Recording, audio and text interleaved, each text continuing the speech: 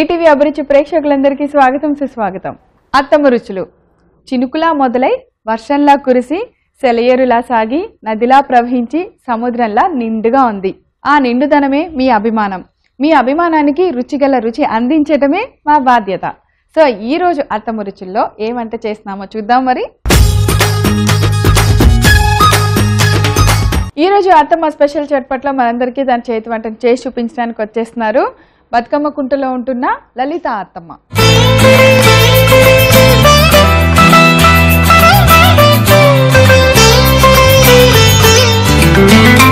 Hi లలిత అత్తమ్మ.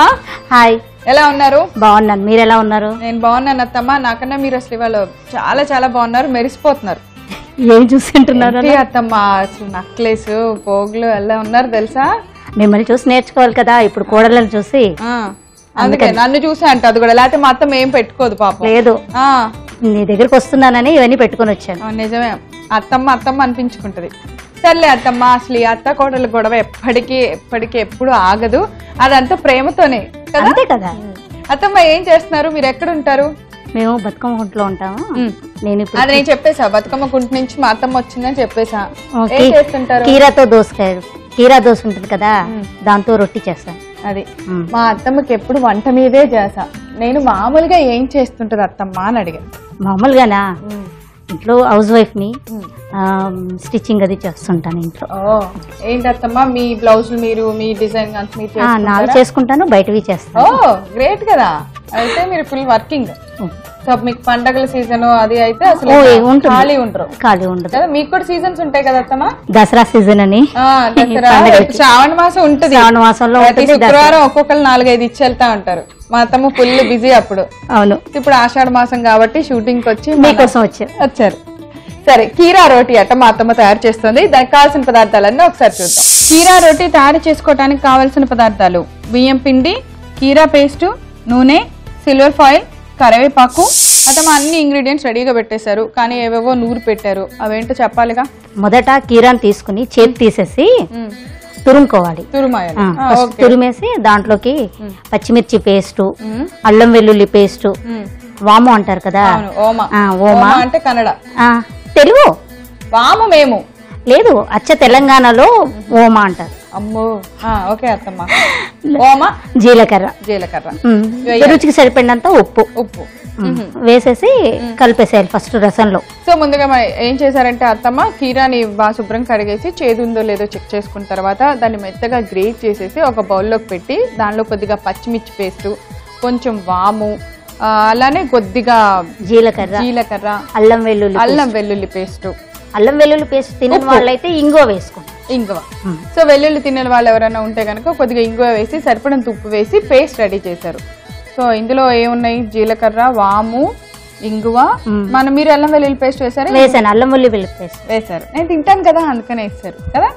అల్లం వెల్లుల్లి పేస్ట్ ఇవన్నీ వేసి ఈ పేస్ట్ రెడీ చేశారు. కొత్తిమీర సన్నగా తరిగి వేసారు. కొత్తిమీర, కరివేపాకు కూడా వేస్తారు కదా. కొత్తిమీర, కరివేపాకు యాజ్ యూజువల్ గా మనం మంచి ఏ రెసిపీ చేసినా వేస్తాం. సో అత్తమ్మ మనకి కావాల్సిన మెయిన్ ఇంగ్రీడియంట్ అంటే మెయిన్ ఏం చేసుకోవాలి రోటీకి ముందు అనేది ఇదే. ఈ ప్రాసెస్ చేసేసాము, ఇది మనకి రెడీగా ఉంది. స్టార్ట్ చేద్దాం. తొందరగా. అవును, ఇదే కదా అసలు పని. రెడీ అయిపోయింది. ఏం కావాలి ఇప్పుడు మీకు? పిండి కలపడానికి బౌల్. ఇదిగోండి, కలిపేయండి. ఇది డీప్ ఫ్రై కాదు కదా అత్తమ్మ? డీప్ ఫ్రై కాదు, పెనం పైన రోటీ కాల్చి. పేస్ట్ తీసుకొని పేస్ట్ కి తగ్గట్టు సరిపడేంత పిండి కలపాలి.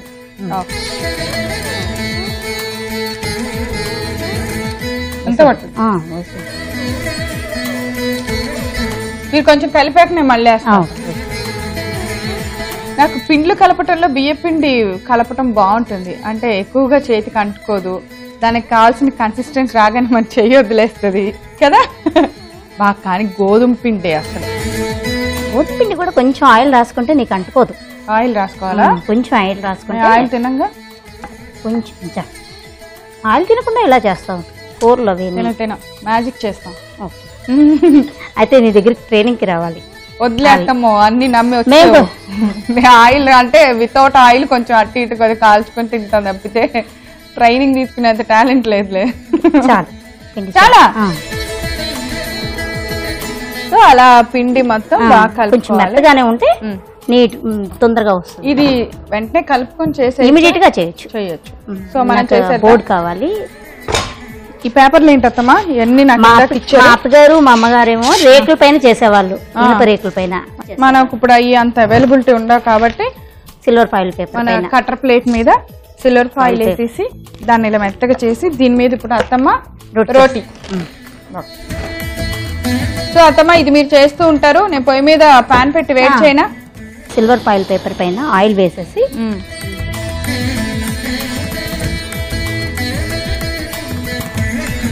అత్తమ్మ ఈ వంట మీరు ఎవరి దగ్గర చూసారు?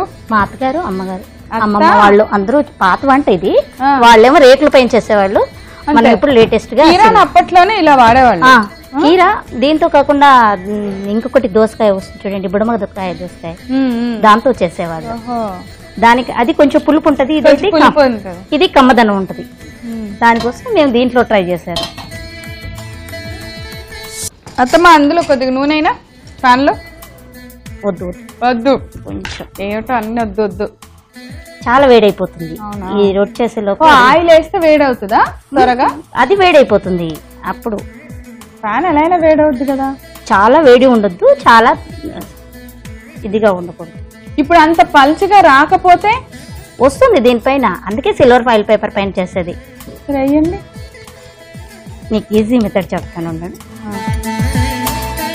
అవెందుకు? ఆయిల్ వేస్తే కొంచెం కిందకి దిగుతుంది అనేసి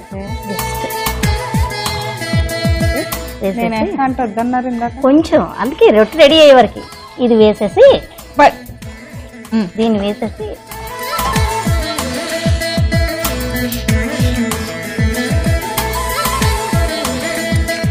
ఇది తీయాలిగా.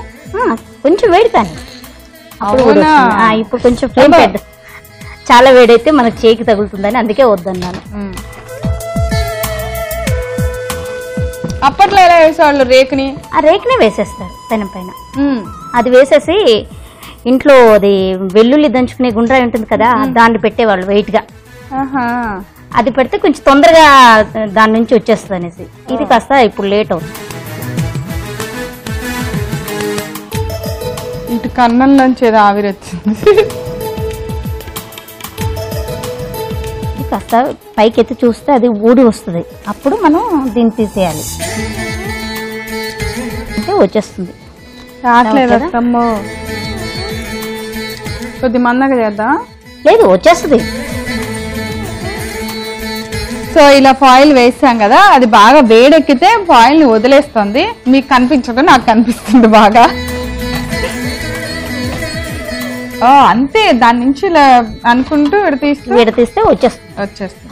చాలా ఈజీగా వస్తుంది. చాలా ఈజీగా వస్తే, కాకపోతే కొంచెం నాకు ఎన్ని డౌట్స్ అది వచ్చేలోపు ఇంత పల్చగా చేశారు, ఎలా వస్తుందా లావుగా వస్తే టేస్ట్ లో తేడా వస్తుంది.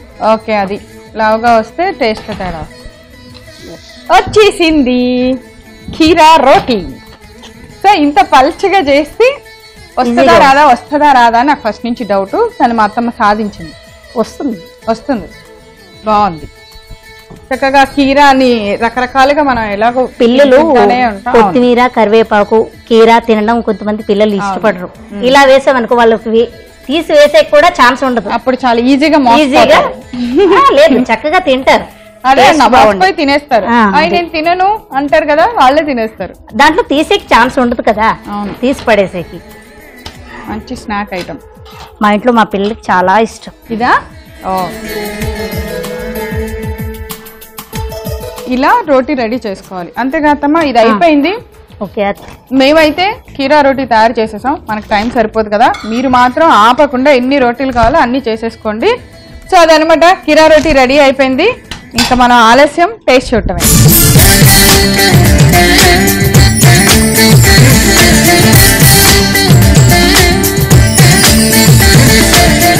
ప్రవీణ, కీరా రోటీ రెడీ. టేస్ట్ చూసి ఎలా ఉందో చెప్పు. ఓకే,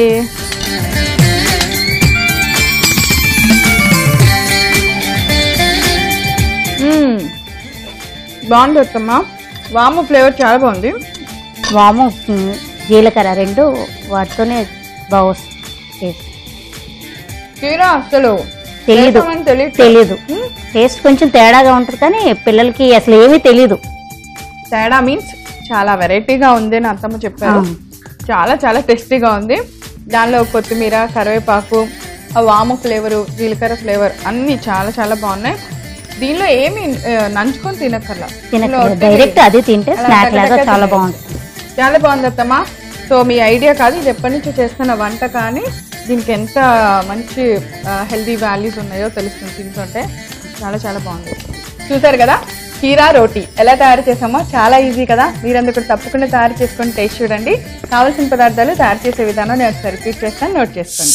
కీరా రోటీ తయారు చేసుకోవడానికి కావాల్సిన పదార్థాలు: బియ్యం పిండి, కీరా పేస్టు, నూనె, సిల్వర్ ఫాయిల్, కరివేపాకు. కీరా రోటీ తయారు చేసుకునే విధానం: ముందుగా తురుముకున్న కీరాలో అల్లం వెల్లుల్లి పేస్టు, పచ్చిమిర్చి పేస్టు, కొద్దిగా జీలకర్ర, వాము, సన్నగా తరిగిన కొత్తిమీర, కరివేపాకు కలిపి పేస్ట్ తయారు చేసుకోవాలి. దానిలో సరిపడినంత బియ్య పిండి వేసి బాగా కలుపుకోవాలి.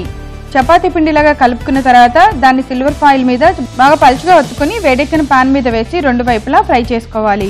అంతే, ఎంతో టేస్టీ హెల్దీ అయిన కీరా రోటీ రెడీ. లలిత అత్తమ్మ, ఈరోజు మీరు చేసిన ఈ కీరా రోటీ చాలా చాలా టేస్టీగా ఉంది, అంటే చాలా హెల్దీ కూడా ఉంది.